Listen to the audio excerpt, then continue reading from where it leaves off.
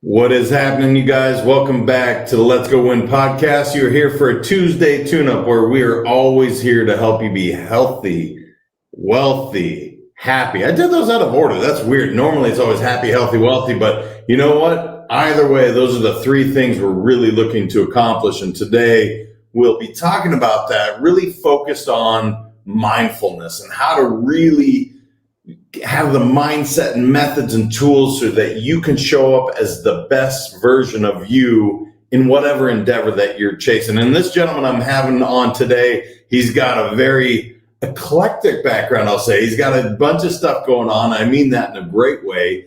And he has figured this out. Avi Wolfson leverages a career as a licensed realtor, professional salesperson, three-time axe throwing champion, and best-selling author. He's an expert in resilience and self-discovery and inspires others with his story of overcoming childhood trauma and mental health challenges. In addition, Avi is a proponent of failure as part of the success process, giving back positivity into the universe by paying it forward. And I love that, man. Avi, what's happening, brother? How are you? Hey, Jim. Super excited to be here. Thank you so much for having me on your show. Dude, it's absolutely my pleasure to have you. The latter part of that, you're a proponent of failure as part of the success process. I don't know if truer words have been spoken on this show because I am also a huge fan of that. I don't think I've ever done anything without failing. And yet some people are like, I don't want to fail. I love failing, brother. It's one of my favorite things to do. So tell me about that, man. How does that failure as part of your success process? What does that look like for you? Yeah, well, I think it's interesting, Jim, because like society has this concept of like failing as a bad thing. Oh, you failed your test, you failed, whatever you were trying to do. So we're looking at it as a threat rather than an opportunity, which is how we should always view these situations with failure. They're learning opportunities, and we take those lessons that we learn and we come back harder and stronger, right? So failure is part of the process of learning and achieving success, and more importantly, through trial and error. So when we look at it, like even the best of the best, there is nobody that succeeds without failing. Even Mike Tyson, Muhammad Ali, they got knocked out. It even the best of the best. So it's part of it, but the more important thing is taking what we learn from those failures and how we use them to progress and achieve our goals and aspirations. Yeah, and I have to imagine again with your background, when I'm looking at your bio and I'm like, all right, axe throwing champion, kind of mixed in with being a successful realtor and salesperson. It's like, I'm guessing you didn't come out of the womb throwing axes. So it took a little bit of a growth mindset to say, hey, I'm not only am I going to give this a shot, but I ended up being decent at it. But that's not how it started. You said you weren't even that good when you started. No, I was terrible. That's to put it lightly. So like the first time I did it with a group, and I think I came in last place. And I was like, this feels weird. I'm throwing a tool at a wooden board. This is bizarre, but hey, whatever. It's something different. I'll try it. I signed up for a league, and I won out of like 25 or so people in my league, which was really cool. It was my first time in life that I ever came in first place, and that changed me as a person for that reason. It was a really powerful and empowering experience for me, and it changed my view set on things in terms of like my goals and what I wanted to reach in life, and my why, and kind of what I set out to do in this world. And it all happened from finding something, and then something I like to talk about as a speaker, which is balancing realism with optimism, right? So I won that, and at one point that did cross my mind, hey, I could go professional. I would love to be on ESPN someday, and like that would be so cool if I could reach that level. And I thought about it a lot. I thought about how I felt like under pressure, and the amount of pressure I put on myself to get to that elite level where you're competing against people on a national level. And I was like, I'm good. I'm good at this sport and I enjoy it, but like getting to that level, I don't know is actually realistic. And I'm not saying that because I doubt myself or that I couldn't do it. It just came strictly from a point of me balancing my realism with optimism. Like, well, I might get there, but I might not. I'd really rather focus on other things. This isn't like the most important thing to me, but I still want to do it, and I still do it, and it's fun, and I love the sport, and it's great. It's a great social activity, always have a good time. Spending time with people I enjoy being around. So it's phenomenal in that sense. But yeah, I think that kind of gives a bit of a background on that. I didn't start out good at all, but over time I have gotten better, and that feels good, right? Those are victories too. So the idea of a victory and being a champion is different for each person, right?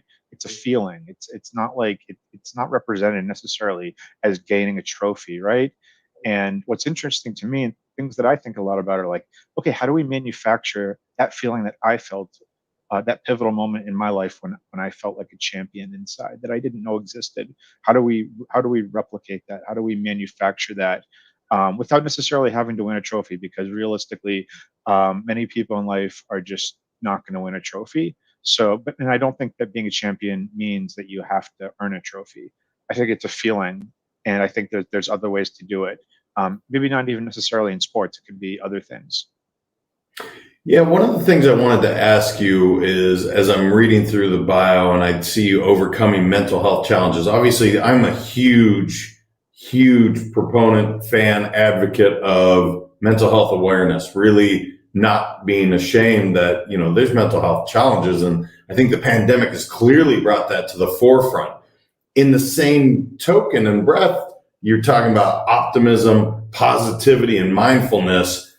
How did this all come about, brother, where I'm not only facing some mental health challenges, but now I'm talking about optimism. I'm talking about paying it forward to positivity, and I'm talking about being mindful. That's a big jump, if you will. And I'm really curious to see what that roadmap looked like for you to get there, because I love it. I'm very glad that this is the world you encompass now, and that these things are a part of your DNA. But when you're going through those mental health challenges, I can't imagine positivity and optimism and mindfulness were at the forefront of what you're thinking about. Yeah, that's exactly right. It's by no mean a cakewalk. It's not all peaches and cream. It's actually quite challenging, and most people don't know that, and most people don't have to know that, right? Because those are like private things oftentimes, and for the sake of what I'm trying to do as a speaker, I talk openly about them because I want to remove the stigma. Mm. Um, that surrounds that, right? That we can't talk about these things, and you just have to be a man it up, suck it up, toughen out. And realistically, we're human, and if we make mistakes and we struggle through things, and nobody did everything all on their own. We all need support. We all need help, regardless of who you are as a person. So I think that having support is extremely important. Getting the help you need, reaching out to people, just to talk to somebody, anybody, um, is really crucial, right? So that there's the mental health aspect. For me, that was the turning point for me, was actually when I got older and was diagnosed, and I had a doctor tell me, "Oh, you have a bipolar disorder, and you also have a major depressive disorder." And then I was like, "Oh, it made sense." Like I felt like something was wrong and off, and I noticed this also within my own family, but it wasn't something that was allowed to be talked about. So I just kind of had to deal with it on my own internally, um, which wasn't great. But I got older, I figured that out, and it's like, okay, now I know what I'm up against. How do I overcome this, right? Because it's easy to look at these things and say, "Oh well, man, I've got this thing that's holding me back." And I think it's more about it's not about an excuse so much as it is about a responsibility to work through this, right? Whatever that may be, whatever medical condition, mental health thing that anybody's working through. It's about recognizing what those pain points are and working through them, and only sharing your pains and stories with those who you trust. Those will have your back, listen without judgment, and guide you towards the right path. Right? Because realistically, in this world, unfortunately, there is stigmatism, and you need to be careful who you talk, or confide things in. Right? Because there are people who are going to be supportive, and there are people who are not going to be supportive. Right? And it's a mixed bag, and it's important to surround yourself with people who will help you. And I'm fortunate that I have very good friends and family, that some family that care about me, and I'm very grateful to them. They've really helped me get through a lot of the mental health stuff. That's like still an ongoing battle that's something that I've tried very hard to reject. And every time I do, it's always like hurt me more. Like I'm like, I don't want to have this. I don't want to take medication. Like I don't want this handicap. I don't want to use this as an excuse. And I've tried that, and over time, I've realized more and more every time I try to do that, like maybe I'll be fine for some time, but it always comes back to bite me and hurt me. And so I have to accept that, and I don't like to, because it's not, there's nothing glorifying about you know, medical conditions, mental health, right? It's not, it's not something that's great. It's something that, you know, I don't want to accept, but I kind of have to. And when I do that, it actually makes me a much stronger and more resilient person. And then from there, right, then there's the other aspect of it too, which is like, okay, how do I further develop myself as a person? And there's uh, there's a bunch of different influences, right? So when it comes to like productivity, I'm a big fan of Peak Mind, which was written by neuroscientist and author Amishi Jha. She talks about how we lose 50% of our productivity from not being able to stay focused. Um, and she talks about practicing mindfulness by meditating for just 12 minutes a day, 5 days a week, for a total of just 1 hour a week, and that leads to not only overall improved brain health and well-being, but also attention. So mindfulness, like you had suggested before, is extremely important. And then, like, I'm really into technology and stuff. Very excited about the project Sense.ai. It's a first neurofeedback device that allows you to really work on your brain.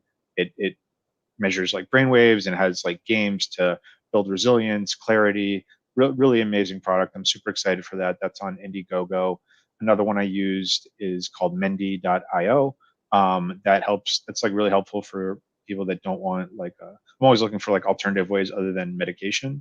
So like Mendy.io is a great one too. It's like a headband, and they have a game on there, and you just focus, and it helps you stay focused, and it really trains your brain, right? So then there's those other things too, right? That it's the knowledge and empowering ourselves to not just work through the mental health piece, but also the other piece, which is, you know, developing our own selves and pushing us closer towards our goals and aspirations.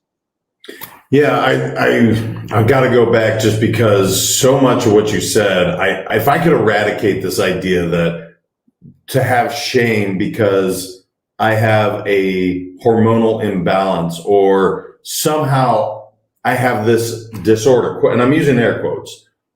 Look, I wouldn't ask for somebody to apologize because they're short. I wouldn't ask for somebody to apologize because they're tall. So why the hell would I apologize for having something that I didn't choose? It's part of my makeup.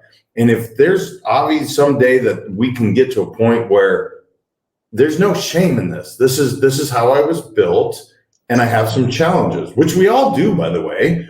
And some have labels and some we're trying to figure out. But I'll tell you what, brother, if we could get to a point where people can really say, look, I do better when I have this medication because it balances me out. Now, I know part of why so often people stop their medications because they don't like the feeling. Or as you mentioned, I don't want to have a crutch. I don't want to lean on this as an excuse. But the truth is, my company exists to inspire people to live their best lives. I don't give a shit. If this medication helps you, please use it. There's no shame. And if we can get to a point as a society where we can talk openly and say, I'm not judging them for having this. They didn't choose that. That was something that they were given. And so often that beauty. Now, I love what you said. In addition, you're saying, look, I'm trying to avoid some medication by doing the mindfulness, by doing meditation. That I think is fantastic. And for anybody listening, there's a great book by Daniel Amen called The End of Mental Illness. It's brilliant, and it talks about really not using medication as the first go-to. Maybe it's a supplement, maybe it's a little brain health challenge, but I just had to say that, brother, because I think it's so important what you're talking about, and I don't want shame.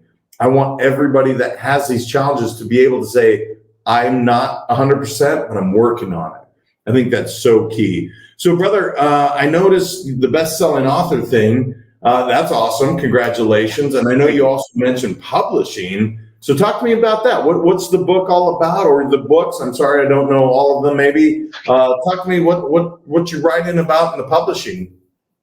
Yeah, that's been quite a journey. It was 20 March 2020, and one of my mentors are like, "Hey, you should check out KDP, Kindle Direct Publishing.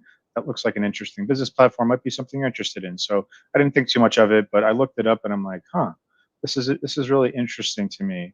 Um, this whole model and how it works." So I took a publishing class that was run by Emeka Osai, really great guy.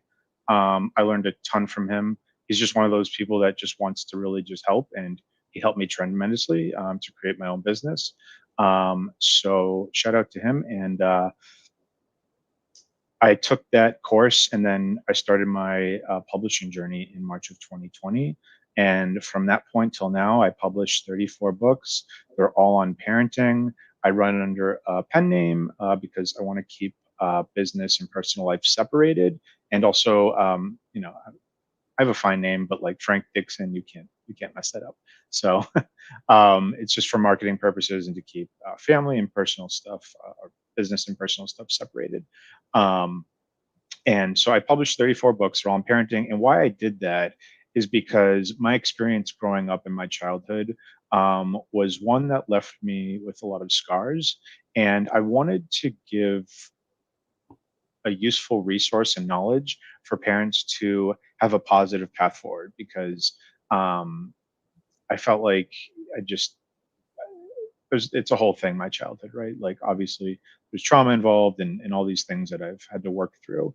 But I wanted to own that. I wanted to own my childhood, and getting these books written was how I did that. And not only that, but I made it a business, and it generates a passive income stream for me. So that was a huge win, and it's personal. It's like meaningful to me. So like it's work, but it's work I enjoy and I feel good about. And so like with those three elements, that's a really powerful thing. It's something I feel really good about, that I'm proud, and I can actually like go onto Amazon and see what I built, and that is a really really good feeling. And I'd encourage anybody, whatever it is that you've struggled with in life, or if there's something that you're trying to overcome, or you want to write about it, that can be very therapeutic. It was for me. And I'd encourage you to like take a publishing course. I learned a ton. I have a lot of experience. I know it very well. um, yeah, there's always there. It's changing, but it's such a great business model. It really is, um, and it's my most successful project, and it's something that I feel really good about. And I just want to encourage anybody who wants to write about whatever it is. You can pretty much pick any topic you want. There's endless niches. So, yeah. Wow, 34 books. Guys, I just finished my third book and that took forever. I don't know how you did that, Avi. That's incredible. Congratulations. Brother, we are running out of time. I can't believe how fast this is going. Oh I yeah, want that was to keep fast. open forum.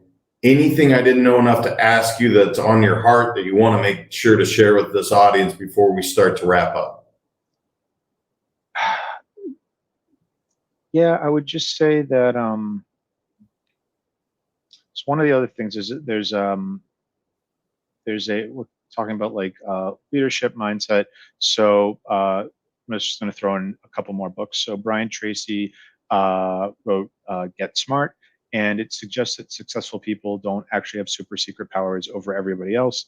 Anybody can become successful if they start thinking like a successful person, and that's because the law of correspondence states that um, what how the way we position ourselves internally will be reflected externally. So if you perceive yourself to be worthy, hardworking, and an asset to the world, you'll find yourself succeeding. And the message there is don't dress for the job you have, but for the job you want. And in the other book, Emotional Agility, uh, makes the case that in order to thrive, we need to be challenged and develop emotional agility. Once you become too proficient at something, it's easy to turn on autopilot. It's important to spice things up a bit, search for something more daring. A good way to challenge yourself is to learn a new language or how to play a musical instrument. Um, and yeah, so those are two other concepts that have been very helpful to me in learning and growing as a person. Well, brother, you keep doing it. You have a clearly a growth mindset to say, I'm going to take on a challenge, learn publishing, and boom, I'm doing 34 books. I'm going to be not good at throwing axes. Next thing you know, I'm an axe throwing champion. You have what's called a growth mindset, brother, and it's such an attractive quality, man. I really appreciate you sharing that with the world. If people want to connect with you, Avi, whether it's to see, I think you said Frank Dixon was the pen name, or Yeah. they want to see what you were up to, is there a great place for them to connect with you online? Yeah, the best place I just really use LinkedIn the most. Like that's the best place. If you have something, you have an idea for a win-win, or you just want advice or just somebody to talk to, just reach out to me.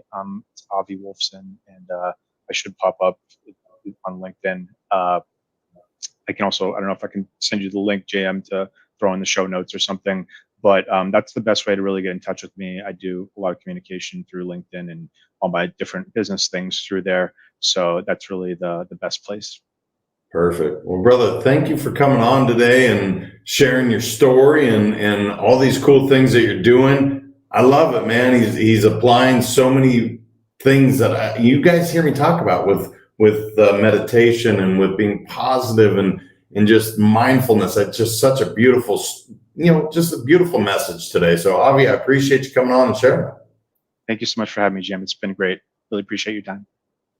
Guys, please share this with somebody that you know, maybe they've been challenged with a mental health challenge. Maybe they want to learn something and they're resistant to. Maybe they're struggling. Avi's made it pretty clear. He's like, look, man, I just put myself out there and I'm not great at it in the beginning, but I figured it out. And I think it's just such a great message. And he's such a humble guy. 34 books. I'm still trying to wrap my head around that concept. So please share this out. Make sure to subscribe to the podcast.